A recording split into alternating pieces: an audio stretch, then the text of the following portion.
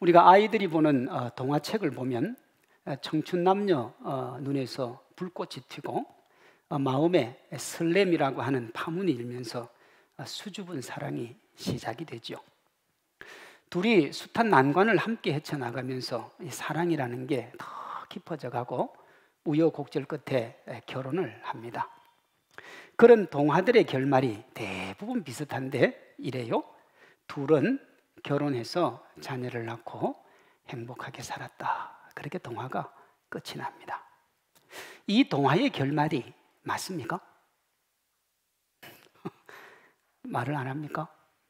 그렇지 않지요.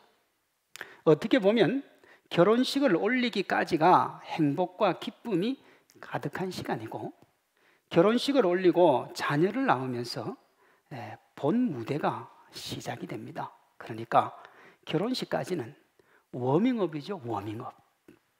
2013년 10월에 인구보건복지협회라는 곳에서 결혼한 남녀 956명에게 다시 태어나도 지금의 배우자와 결혼하겠는가 하는 질문을 했습니다. 이 질문에 결혼을 하지 않겠다 혹은 생각해 보겠다고 대답한 것이 남성은 58%, 여성은 71%가 나왔습니다. 그러니까 결혼한 여성의 10명 중에 7명은 다시 결혼하라면 이 남자하고는 안 하겠다는 거예요.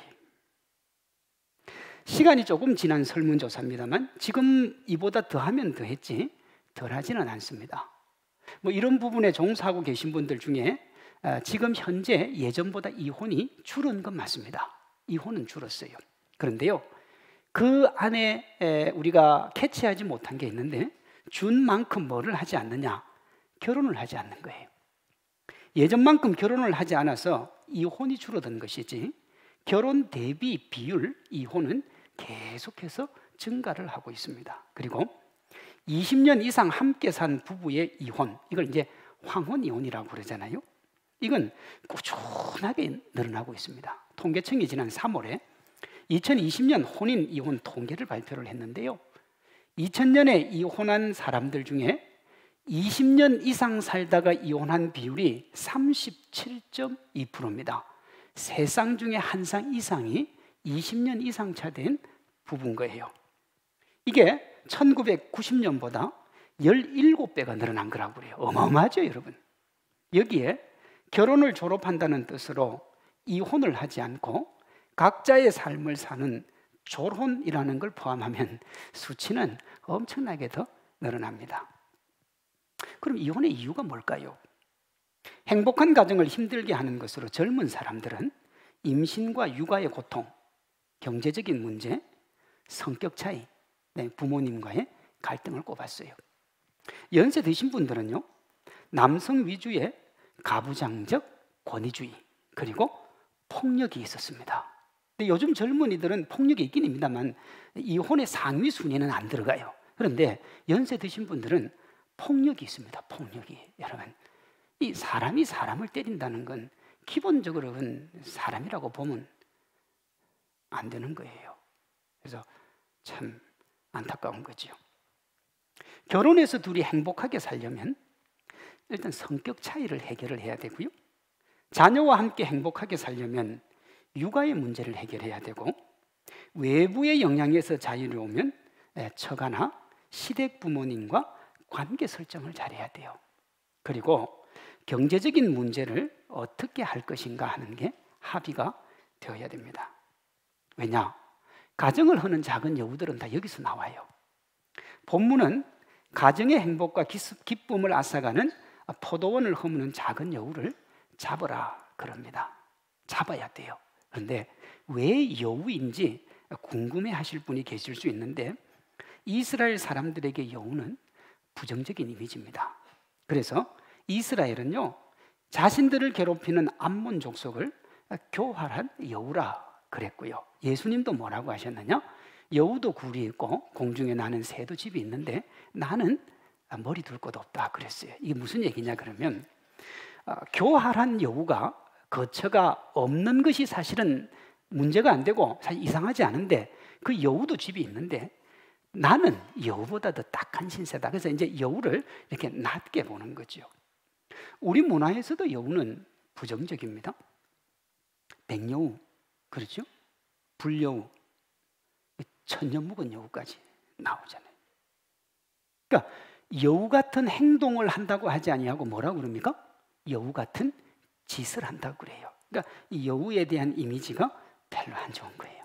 그러니 어떤 경우든 여우는 잡아야 되는데 본문은 가정과 관련해서 그 이유를 두 가지로 얘기합니다. 하나는 가정을 이룬 두 당사자의 사랑을 지키기 위해서 여우를 잡아야 되는 거예요. 15절 시작을 보시면 우리를 위해서 그랬습니다. 여기 우리는 솔로몬과 술람비 여인의 사랑을 의미합니다. 두 부부가 행복과 기쁨 속에 살려면 여우를 잡아야 돼요. 육아라는 여우, 경제적인 문제라는 여우, 이 성격 차이라고 하는 여우, 부모님과의 갈등이라고 하는 여우, 가부장제의 권위라는 여우, 폭력이라는 여우를 잡아야 둘이 행복할 수 있습니다. 그리고 이 여우는 관계에서 생겨난 것이기 때문에 절대로 혼자서 해결할 수가 없습니다. 야, 내가 오늘 말씀을 들었으니까 내가 이제부터는 정말 잘해보리라. 내가 아무리 잘하면 뭐합니까? 배우자가 안 하면 이게 소용이 없는 거예요. 왜냐하면 관계성 속에서 나온 여우기 때문에 그렇습니다. 그래서 함께 풀어가야 돼요. 그래야 가정이 안전하고 그곳에서 행복과 기쁨을 누릴 수 있습니다. 포도원을 허무는 작은 여우를 잡아야 되는 또 다른 이유는 포도원에 핀 꽃을 지키기 위해서요. 오늘 본문 하반절을 보세요. 우리의 포도원에 뭐가 피었다고요? 꽃이 피었다 그랬잖아요. 가정을 이루면 포도원에 아름답고 귀하고 향기로운 꽃들이 피어납니다. 첫 번째 꽃이 뭐냐? 둘이 부부가 된 게 꽃입니다. 꽃이에요. 꽃처럼 아름다워. 그래서 꽃으로도 때리지 말라. 꽃이에요. 그 다음에요, 양가 부모님과 친척이 자연스럽게 핀 꽃입니다. 그리고 그 자녀들도 아름다운 꽃이지요. 다 꽃이에요. 모든 정원이, 가정이라는 정원이 그렇듯이 이 꽃들을 그냥 두면 그 꽃이 뭐가 되느냐? 야생화가 되고 잡초가 되고 독초가 됩니다. 그냥 두면 그렇게 되는 거예요. 서로 간의 관계에 소원해지고 자녀들이 문제를 일으키는 경우가 여기에 속합니다. 함께 아름답고 좋은 관계를 유지해서 가면 괜찮은데요, 그냥 두면, 방치해 두면 거기에서 문제가 일어나는 거예요. 그리고는 그 문제가 가정이라는 포도원을 허무는 작은 여우가 됩니다. 그리고 이 작은 여우를 못 잡으면 걷잡을 수 없이 커집니다. 모두가 피폐해지고 황폐화되어서 결국은 포도원이 허물어지는 거예요. 정도의 차이가 있을 뿐이지 어디에나 포도원을 허물려고 하는 작은 여우는 있습니다. 결혼을 하면 누구나 육아의 고충을 토로하고 경제적인 문제로 고민하며 서로 다른 배경에서 자랐으니 성격 차이의 힘듦을 호소할 수밖에 없지요. 시댁이나 처가와 갈등이 있을 수 있고요, 유교 문화에 깊이 젖어 있는 연세 드신 분들에게 남성 위주의 권위주의로 인한 갈등이 있습니다. 그러니 우리의 포도원을 허무는 여우가 있는 걸 문제시할 필요는 없어요. 왜냐하면 여우는 어디나 있으니까요. 그러니까 여우가 문제가 아닌 거예요. 문제는 이 여우를 방치를 하는 겁니다. 별것 아니라고 무시하고 적극적으로 대처하지 않는 거예요. 본래 그렇다는 거예요. 본래 인생이 그렇고 가정은 그렇다라고 얘기하면 이 방치가 종국에는 포도원을 허무는 괴물이 됩니다. 본문을 보면 시인이 뭐라고 하느냐? 포도원을 허무는 여우가 작다 그랬어요. 크지 않아요. 우리의 가정을 해치는 위험한 요소가 큰 것보다 작은 겁니다. 그런데 그 작은 것들이 누적이 되면 결국은 가정을 무너뜨리는 거예요. 이 이야기의 배경이 되는 팔레스타인은 봄이 오면 포도나무에 꽃이 피기 시작합니다.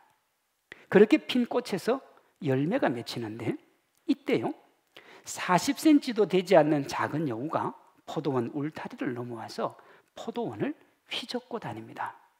땅에 구멍을 파고 포도줄기를 갉아먹고 꽃잎을 떨어뜨려서 열매를 맺지 못하게 하는 거예요. 그러면 이제 한 해 전체 농사가 다 망치는 거죠. 이렇게 엄청난 문제를 일으키는데 그 시작이 뭐 곰도 아니고 멧돼지도 아니고 그냥 40cm짜리 작은 여우가 들어와서 가는 거예요. 무시해도 좋을 만한 작은 여우입니다. 별것 아닌 것으로 치부할 수 있는 아주 작은 이것이 포도원 전체를 망치는 거예요. 미국의 스탠퍼드 대학의 심리학 교수였던 필립 짐바르도라고 하는 사람이 흥미있는 실험을 하나 합니다. 낙후된 골목에 상태가 비슷한 자동차 2대를 세우고 한 대는 보닛을 조금 열어놓고 한 대는 보닛을 열고 앞 유리를 조금 깨트려 놓았습니다. 그리고 일주일 뒤에 가봤더니 누군가가 유리창이 깨진 자동차 배터리 가지고 가고 타이어 가지고 가고 자동차 곳곳에 낙서를 해놓고 유리창이라는 유리창은 다 깨놓은 거예요. 반대로 본인만 조금 열어놓은 자동차는 그대로 있었습니다. 유리창이 조금 깨진 것밖에 차이가 없는데도 엄청난 차이가 난 거예요. 이 실험에서 나온 게 뭐냐? 깨진 유리창의 법칙입니다. 문제를 방치하면 걷잡을 수 없는 방향으로 흐른다는 거예요. 그렇게 되지 않으려면 유리가 조금 깨어진 것이 별것 아니라고 여기지 말고 얼른 수리를 해야 됩니다. 그러면 작은 문제가 돌이킬 수 없는 문제로 비화되지 않습니다. 부부관계나 가정도 마찬가지입니다. 다양한 작은 여우를 만났을 때 결국 그대로 두면 이 깨진 유리창의 법칙대로 모든 게 다 깨집니다. 반대로 적극적으로 대처하면 행복한 가정, 기쁨의 가정을 만들 수가 있어요. 적극적으로 대처하는 가장 좋은 방법이 뭐냐 하면 상대방을 배려하는 겁니다. 부부관계와 가정을 허무는 그 어떤 여우도 잡을 수 있는 만능 열쇠가 배려라는 겁니다. 에베소서 5장 33절에 이런 말씀이 있어요. 너희도 각각 자기 아내 사랑하기를 자기 자신같이 하고 아내도 자기 남편을 존경하라 그랬어요. 이 말을 한 단어로 요약하면 그게 뭐냐? 배려라는 것이 됩니다. 서로 배려하는 거예요. 가정은 사랑의 공동체입니다. 볼까요? 두 청춘 남녀의 사랑의 결합이 뭐예요? 그게 결혼입니다. 이 사랑의 결합으로 맺어진 열매가 뭐냐 그러면 자녀입니다. 그러니 사랑이죠. 그리고 양가 부모님도 마찬가지입니다. 모두 사랑의 열매죠. 이렇게 가정은 사랑으로 이루어진 공동체입니다. 그런데 여러분, 사랑밖에 없는데 어떻게 거기서 작은 여우가 나왔을까요? 사랑밖에 없는데요. 여우가 살 수 있는 공간이 아닌데요. 사랑이 변질되어서 그렇습니다. 이 변질된 사랑을 자기중심적인 사랑이라 그래요. 부부 사이에 가장 흔한 다툼의 원인이 뭐냐? 성격 차이입니다. 그렇죠? 성격 차이예요.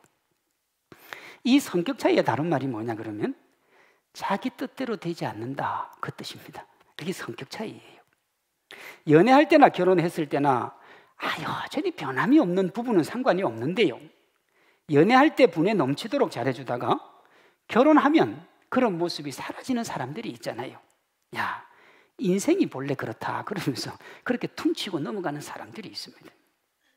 이런 사람들은요, 자신이 결혼하기 전에 그렇게 해주고 싶어서 해줬거나 다른 의도가 있어서 그렇게 한 겁니다. 가장 대표적인 게 뭐냐? 지금은 아닌데 옛날에요. 결혼한 선배들이 결혼한 후배를 딱 불러놓고 술 사주면서 그랬다 그래요. 야, 배우자는 초반에 꽉 잡아야 돼. 그렇죠. 그 초반에 왜 꽉 잡아야 됩니까? 자신의 편한 결혼 생활, 자기 뜻대로 하기 위해서 초반에 꽉 잡아야 되는 겁니다. 자기중심적이에요. 잘해주고 싶어서 잘해준 것도 자신의 행복을 위한 거고, 거칠게 싸우면서까지 초반에 꽉 잡으려고 하는 것도 자기를 위한 거죠. 자기를 위한 거예요. 이것은 배려의 반대입니다. 상대방에게 일방적인 희생을 강요하는 거예요. 대부분의 부부관계를 비롯한 가정에서 일어나는 아픔은 타인에게 희생을 강요하는 이 자기중심적 사랑에서 시작을 하는 겁니다. 남편이 아내에게 희생을 강요하면 가슴이 먹먹하고 눈물이 나는 거예요. 양가 부모님이 또는 며느리나 사위가 부모님께 희생을 강요했을 때도 가슴이 먹먹하고 화가 치밀어 오릅니다. 그래서 하는 말이 이겁니다. 내가 이 꼴 보려고 자식 키웠나, 그 말이죠. 이렇게 되는 이유는 자신이 어떤 것을 요구하거나 누리는 것을 당연하게 여기기 때문에 그렇습니다. 어떤 심리학자가 이렇게 분석했어요. 불행한 가정에는 한 가지 공통점이 있는데 뭐든지 당연하게 여긴다는 거예요. 문제의 원인은 다양한데 공통적으로 흐르는 그 맥락이 뭐냐 그러면 당연한 거예요. 내가 당신에게 함부로 하는 게 당연하고 당신이 나를 섬기는 게 당연하고 다 당연하게 받아들이는 거예요. 행복한 가정에도 다양한 원인과 이유가 있어서 행복한데 그 핵심을 흐르는 공통점이 하나 있는데 당연한 일 속에서도 감사한 일을 찾아서 어떤 식으로든지 감사한 마음을 표현한다는 거예요. 당연한 게 아니라는 거예요. 여러분들은 어떻습니까? 우리가 신앙생활도 그렇습니다. 하나님이 나에게 어떤 게 주는 게 당연하다고 그러면 감사할 일이 없어요. 뭐가 감사합니까? 당연히 하나님은 나한테 줘야 되는데, 그러나 하나님이 나에게 어떤 것을 주시든지 간에 거기에 대해서 당연하다고 생각하지 않으면 감사하고 고맙고 기쁨이 넘치는 거예요. 우리 주변을 돌아봐도 그건 어디나 다 적용되는 겁니다. 자신이 누리는 것을 당연하게 여기는 사람과 함께하면 불편합니다.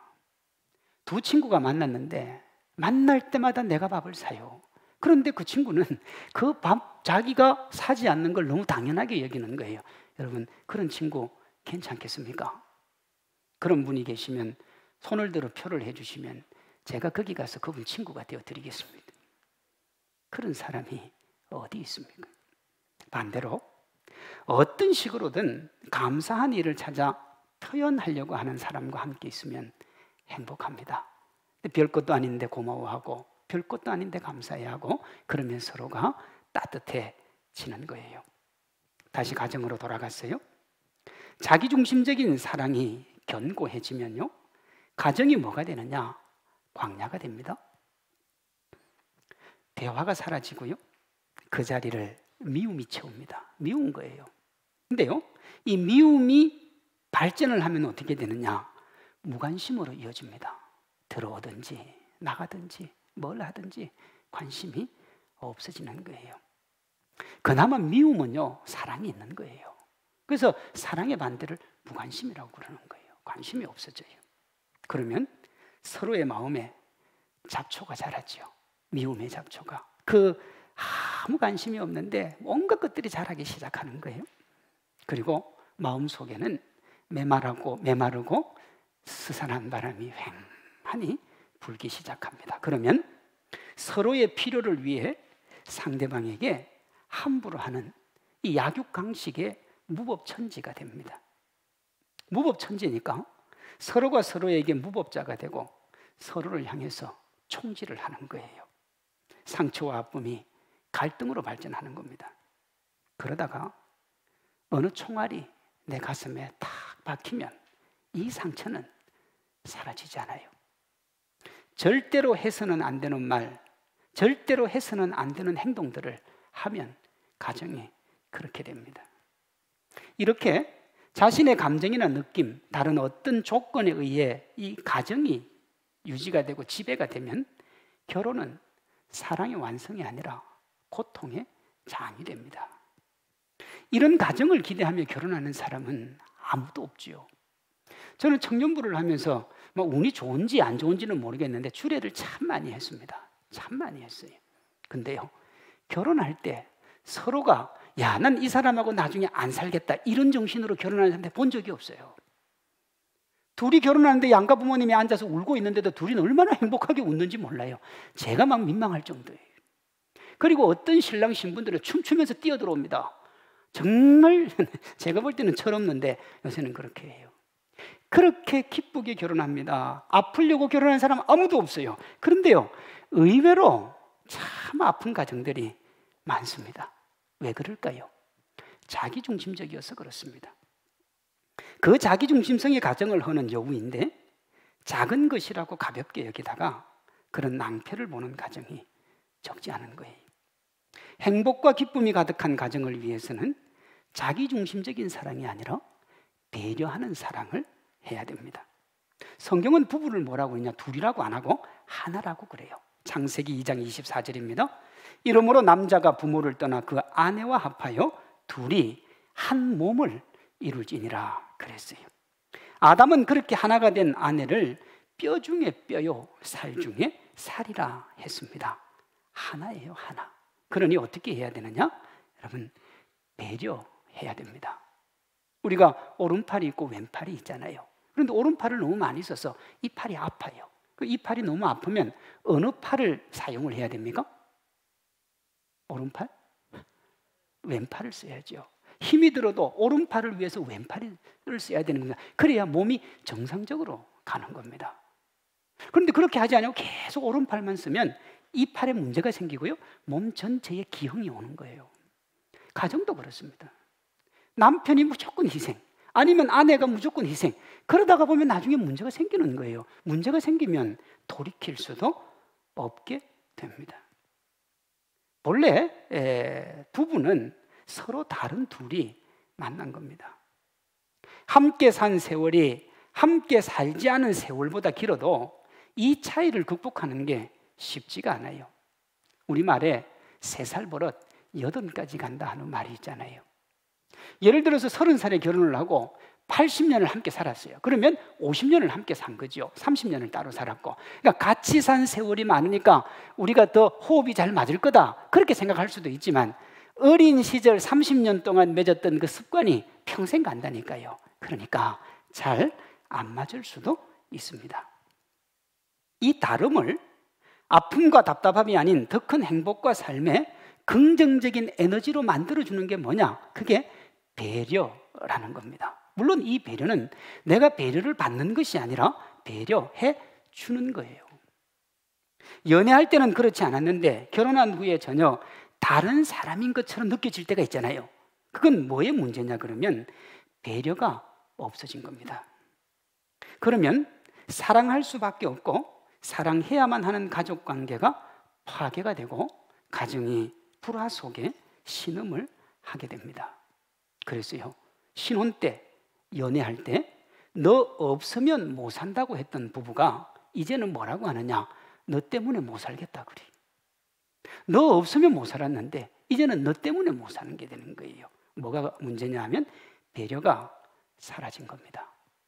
앞에서 살펴본 것처럼 이혼의 이유, 젊은이들의 행복한 가정을 힘들게 하는 육아의 고통, 경제적인 문제, 성격 차이, 양가 부모님과의 갈등, 연세 드신 분들의 행복한 가정을 맡는 남성 위주의 가부장적 건의나 폭력은 누구라도 겪을 수 있는 겁니다.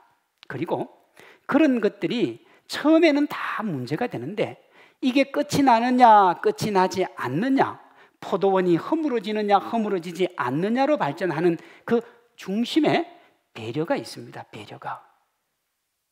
가정을 허무는 작은 여우를 잡기 위해서는 배려해야 돼요. 아껴야 돼요. 오늘 우리가 그 배려 중에 정말 중요한 2가지를 살펴보겠습니다. 첫 번째 우리가 해야 될, 서로를 위해 해야 될 배려는 뭐냐 그러면 대화라는 겁니다. 가정을 야금야금 갉아먹다가 결국에는 무너뜨리는 여우를 잡기 위해서는 가정에 대화가 살아있어야 돼요. 부부관계 및 가정에서 일어나는 모든 문제의 시작은 뭐냐? 서로의 입장 차이입니다. 입장이 다른 거예요. 이상형의 배우자와 결혼을 했습니다. 그 결혼을 하면서 이런 꿈을 꾸죠. 자녀를 낳고 직장 다니면서 내가 커리우먼도 하고 그렇게 해서 내가 멋진 인생을 한번 살아보리라, 그렇게 하고 결혼을 했어요. 근데 결혼을 딱 하면 어떻습니까? 아이를 낳기 전에 육아휴직을 내야 됩니다. 어떻게 할 거예요 그거를? 그리고는 직장으로 돌아가지 못하는 이 여자분들이 적지 않죠. 그리고 돌아가도 직장 단절이 되어가지고 좀 많이 힘들고 어렵습니다. 서로의 생활 방식과 태도가 달라서 티격태격할 때도 많죠. 처가와 시댁과의 문제도 일어납니다. 이런 모든 문제들이 일어날 때 어떻게 해야 되느냐? 대화를 해야 됩니다. 대화를. 그런데 현실은 그 반대인 경우가 적지 않지요. 부부 사이에, 자녀 사이에 별것 아니라고 치부하고 자신의 뜻대로 하기를 원하면서 자기 하고 싶은 말을 합니다. 그런데 대화가 안 되면 그 말도 어떻게 하느냐 그러면 문자로 합니다. 카톡으로. 그 둘이가 소파에 딱 같이 앉아 있습니다. 그런데 소리가 들려요. 까똑. 이렇게 봅니다. 보고 또 한참 있으면 또 까똑. 대화가 안 돼요. 같이 있는데. 그렇게 대화를 합니다. 이런 분들은 어떤 대화를 하겠습니까? 비난이나 남을 평가하는 거나 경멸이나 냉소나 담을 쌓는 것이나 지시, 훈계, 명령 같은 게 대부분이에요. 이런 말입니다. 가정에 이런 말이 있으면 여러분 가정에 여우가 많이 자라는 겁니다. 당신이 잘못했어. 당신 이러면 안 돼. 당신은 본래 그런 사람이야. 그 다음에요, 한자도 있습니다. 흥, 치, 두자, 됐어. 이런 말들이요. 그리고 당신과는 안 통해. 당신은 이런 것을 고쳐야 돼. 이건 대화가 아니죠. 이렇게 자기 편의대로 자신이 하고 싶은 말만 하면 여우 잡을 길은 요원하고요. 그 사이 작은 여우가 큰 여우로 발전을 합니다. 그리고는 나중에는 걷잡을 수 없이 커지는 거예요. 이것을 막는 것이 부부 사이에, 자녀 사이에 시부모, 처가 부모님하고 대화를 하는 겁니다. 20년 이상을 함께 산 노년의 부부들이 갈수록 황혼 이혼이 늘고 결혼을 하는 이유가 뭡니까? 대화가 없었던 거예요. 아니 목사님, 평생을 살았는데 설마 우리가 대화를 안 했겠습니까? 여기서 제가 말하는 대화는 자기 중심에 내가 하고 싶은 말이 아니라 상대방의 마음속에 있는, 상대방을 이해하려고 하는 마음을 이야기하는 겁니다. 듣는 거요, 듣는 거. 상담학에서는 이것을 상대방의 마음의 소리를 듣는 경청, 상대방의 마음을 알고 이해하는 공감이라 그럽니다. 그러니까 경청과 공감이 있어야 되는 거예요. 말을 듣는 게 아니라 마음과 상대방의 인격을 듣는 겁니다. 물론 이때 상대방의 말이 무조건 맞다, 옳다라는 이야기가 아닙니다. 상대방이 느끼는 심정과 입장을 충분히 공감해 주는 거죠. 이 경청과 공감을 보여주는 가장 좋은 것이 상대방의 말에 반응을 하는 겁니다. 이런 거예요. 야, 그랬구나. 내 입장에서는 정말 화가 났겠다. 속상했겠다.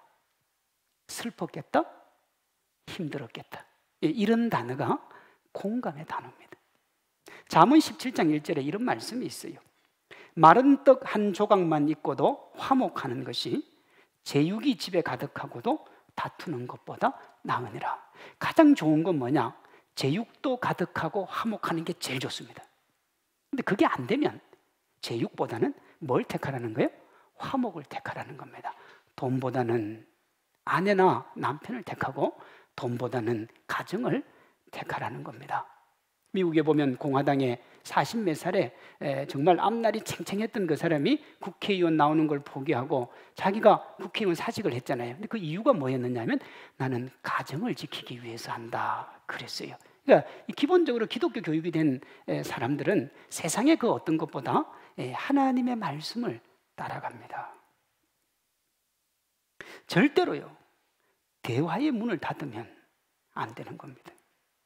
대화로 마음의 문을 열고 서로를 배려하는 거예요. 그러면 가정의 행복을 깨고 어지럽히는 웬만한 여우는 다 잡을 수 있습니다.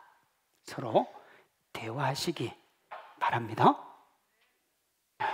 아멘이 잘 안 되는 게 좀 슬픈데. 서로 대화하시기 바랍니다. 가정의 여우를 잡는 배려, 둘째는 뭐냐 하면 잘 싸우는 겁니다. 잘 싸우는 거예요. 아니 목사님 싸우지 말아라 그래야지 왜 잘 싸우라 그럽니까?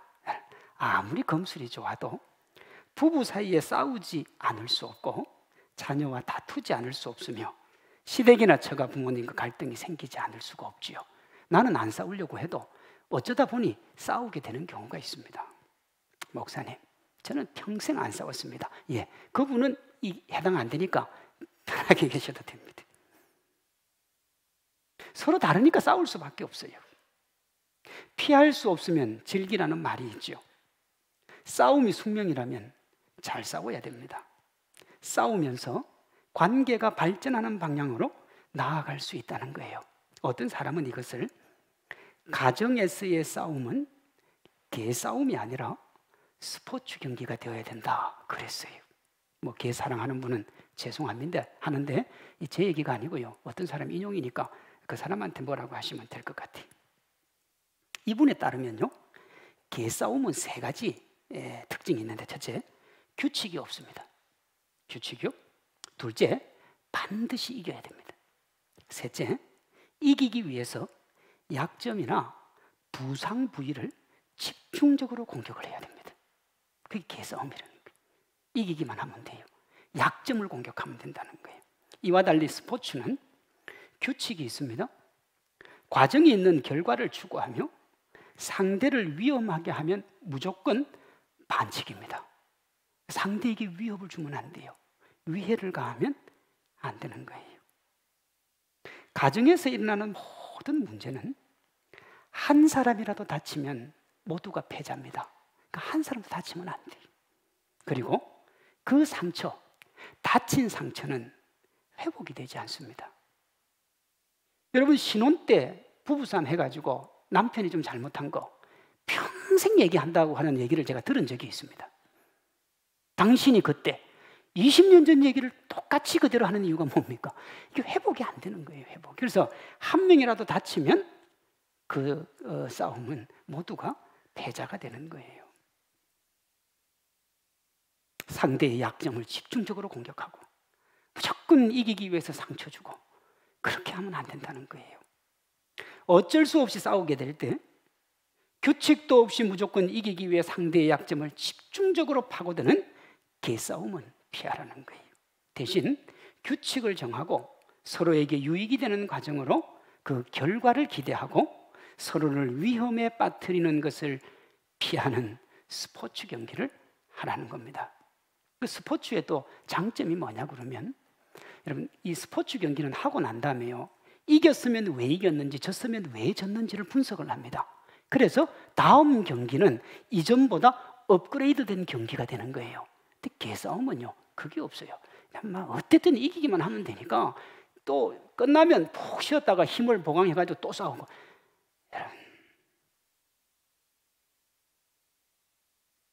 이 규칙이 있는 싸움을 위해서 우리가 반드시 기억해야 될 건 뭐냐 그러면, 싸움을 할 때요, 오직 상대방에게만 한정을 해야 됩니다. 그렇게 안 되고, 야, 너네 집이, 너네 아버지가, 너네 엄마가, 너 친정이, 시댁이, 여러분, 이런 말은요, 입 밖에도 내면 안 돼요. 그리고 상대에게 상처를 주는 말을 피해야 됩니다. 남자는 배우자가 자존심에 상처를 주거나 무능력하다고 할 때 정말 씻을 수 없는 상처를 받는다고 그래요. 남자는요. 그러니 그런 말은 절대 하지 마세요. 당신은 무능력하다느니, 그러면 안 돼요. 여자는 배우자가 자신에게 관심이 없다고 느낄 때 가장 큰 슬픔에 빠진다고 그래요. 그러니 그렇게 하면 안 되는 거죠. 언제나 관심이 있다는 걸 보여주셔야 돼요. 부부싸움과 이혼에 관한 설문조사를 보니까 싸움의 횟수가 아니라 싸움의 방식이 이혼과 밀접한 관련이 있다고 그래요. 그러니까 많이 싸운다고 나쁜 게 아니고 어떻게 싸우느냐 하는 겁니다. 싸우는 동안 상대방을 헐뜯거나 무시하거나 인정 대신 자기 방어에 몰두할 때 이혼율이 높아진다는 거예요. 그러니 싸울 때 이런 부분을 피하셔야 됩니다. 잘 싸우면 그 싸움이 전화위복이 되어서 행복과 기쁨의 가정이 될 수 있습니다. 이왕 싸우는 거 잘 싸우시기를 바랍니다. 또 잘하네요. 한 번 더 하겠습니다. 이왕 싸우는 거 잘 싸우시기를 바랍니다. 우리는 방금 가정을 허무는 작은 여우를 잡는 배려의 핵심인 대화와 잘 싸우는 것을 살펴봤습니다. 이 둘만 잘해도 가정을 허무는 거의 모든 여우를 잡을 수가 있습니다. 그런데 문제가 하나 있어요. 잘 보시면 대화든 잘 싸우는 것이든 전제가 하나 있습니다. 그것은 상대방을 생각하는 마음. 제가 아까 그걸 배려라 그랬잖아요. 배려요. 상대방 중심이에요. 이렇게 하려면 뭐가 있어야 되느냐? 건강한 자기애가 있어야 됩니다. 자기를 사랑해야 돼요. 이 건강한 자기애를 자신을 사랑하고 아끼는 건강한 자존감이라고 해도 무방합니다. 그러니까 자기 스스로를 사랑해야 돼요. 자존감이 건강하지 않으면 상대의 마음을 읽기는커녕 곡해를 합니다. 정말 상대방은 순수하게 얘기했는데 그걸 틀어서 들어요. 답이 없어요. 이거는 답이 없습니다. 그렇게 되면 그것이 열등감으로 이어지고요, 정말 별것 아닌 것도 대결 구도를 만드는 자존심의 사람이 됩니다. 이게 자존심만 살아있는 거예요. 과장, 허세, 분노, 폭력, 보복, 이게 뭔 줄 압니까? 치유되지 않은 열등감의 발로입니다. 열등한 거예요. 자기 스스로 자꾸 열등하다는 생각을 가지는 겁니다. 이 열등감이 자존심이라는 이름으로 자신의 정서를 기형으로 만드는 거예요. 그리고 이 치유되지 못한 열등감과 극복하지 못한 컴플렉스가 우리에게 작은 여우가 되어서 자신뿐만 아니라 가정이라는 포도원을 허물어 버립니다. 자신의 약점과 컴플렉스를 인정과 수용이라는 건강한 자존심으로 극복을 해야 됩니다. 자존감으로. 그렇게 갖추어진 자존감으로 서로에게 유익한 대화를 나누고 개싸움이 아닌 스포츠 경기와 같은 우리가 아름다움으로 행복한 가정으로 나아가야 되는 거예요.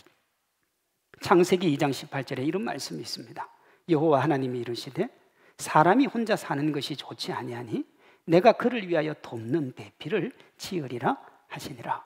여러분, 하나님이 아담을 지었는데 아담은 자기가 외로운 줄도 몰랐어요. 그렇잖아요. 근데 하나님이 보니까 혼자 있는 아담이 외로워 보이는 거예요. 그래서 아담을 깊이 재우고 그의 갈빗대를 빼서 여자를 만들었어요. 그러니까 가정은요, 하나님 보시기에 가장 아름다운 거예요. 그래서 가정이 하나님이 주신 최고의 선물이 되는 겁니다. 우리는 가정이 없어도 괜찮은 사람이 있을 수 있어요. 원래 남자를 먼저 만들었기 때문에 하나님이 가정을 만드신 겁니다. 그 가정을 만들고 자녀를 만드시고 그 자녀와 함께 할머니, 할아버지도 만드시고 그렇게 해서 아름다운 가정을 이끌어가게 하셨고요. 그 둘을 뭐라고 했느냐? 한 몸이라고 그랬어요. 오늘날 이 귀한 가정이 다양한 이유로 인해서 위기에 처해 있습니다. 가정을 허는 작은 여우를 가볍게 여기고 풀어두었기 때문에 그렇습니다. 이제 더 방치하면 안 되겠지요. 여러분의 가정을 한번 되돌아보시고 더 방치하면 심각해집니다. 우리 모두가 우리와 우리의 자녀들을 위해서 우리 부모님들은 아들, 딸, 며느리 사위를 배려하십시오. 그리고 자녀들은 시댁과 처가 부모님들을 배려하십시오. 그래서 하나님이 우리에게 허락하신 사랑의 보금자리인 가정을 행복과 기쁨의 포도원으로 지키시기를 주님의 이름으로 축원합니다.